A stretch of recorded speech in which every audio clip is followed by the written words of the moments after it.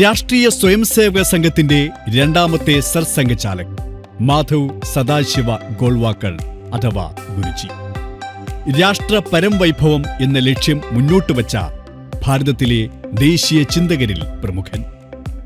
മഹാരാഷ്ട്രയിലെ നാഗ്പൂരിനടുത്തുള്ള രാംടെക്കിൽ സദാശിവറാവുവിന്റെയും ലക്ഷ്മിഭായ് ഗോൾവാക്കറിന്റെയും മകനായി 1906 ഫെബ്രുവരി 19 മാധവ് സദാശിവ ഗോൾവാക്കർ ജനിച്ചു. അദ്ദേഹത്തിന്റെ പിതാവ് സദാശിവറാവു ഒരു അധ്യാപകനായിരുന്നു. കൗമാരപ്രായത്തിൽ തന്നെ ദേശീയതയിലും ആധ്യാത്മികതയിലും അദ്ദേഹത്തിന് അഗാധമായ താൽപര്യമുണ്ടായിരുന്നു.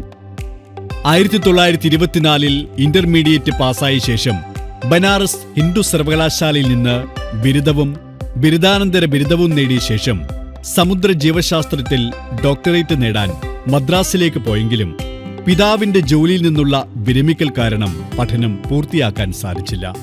തിരികെ വന്ന് ബനാറസ് ഹിന്ദു സർവകലാശാലയിൽ അധ്യാപകനായി. അവിടുത്തെ വിദ്യാർത്ഥികൾ ഗോൾവാക്കറെ ആദരവോടെ ഗുരുജി എന്ന് അഭിസംബോധന ചെയ്തു. പിന്നീട് സംഘടനാ പ്രവർത്തകരും അനുയായികളും ഗുരുജി എന്ന് ആദരവോടെ വിളിച്ചു തുടങ്ങി.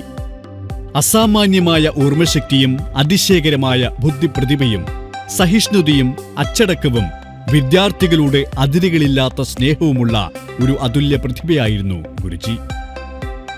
1939 ഗുരുജിയെ RSSന്റെ സർകാര്യവാഹായി ഡോക്ടർ ഹെഡ്ഗേവാൾ പ്രഖ്യാപിച്ചു.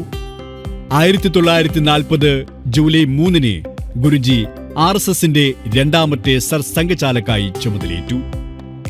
1940 മുതൽ ദീർഘകാലം സംഘടനയെ നയിച്ചു. നിരവധി പ്രതിബന്ധങ്ങൾക്കിടയിലും ഡോക്ടർ ഹെഡ്ഗേവാറിന്റെ മാർഗത്തിൽ സംഘടനയെ നയിച്ചു.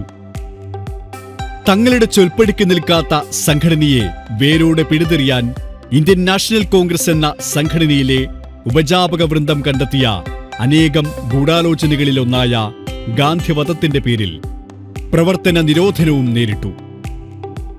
1963 അതേ കൂട്ടരെ കൊണ്ട് RSS എന്ന സംഘടനയുടെ 3500 പേരുടെ ഒരു വാഹിനിയെ ഇന്ത്യൻ റിപ്പബ്ലിക് ദിന പരേഡിൽ മാർച്ച് ചെയ്യാൻ ക്ഷണിച്ചതും ഇന്ത്യ പാക് യുദ്ധം നടക്കുമ്പോൾ അന്നത്തെ പ്രധാനമന്ത്രി ഉപദേശങ്ങൾ സ്വീകരിക്കാൻ ക്ഷണിക്കുന്ന നിലയിലേക്കും സംഘത്തെ വളർത്തിയെടുക്കാനും അതിലൂടെ മധുര പ്രതികാരം ചെയ്യാനും കഴിഞ്ഞ മഹാനായ സംഘാടകനാണ് ഗുരുജി.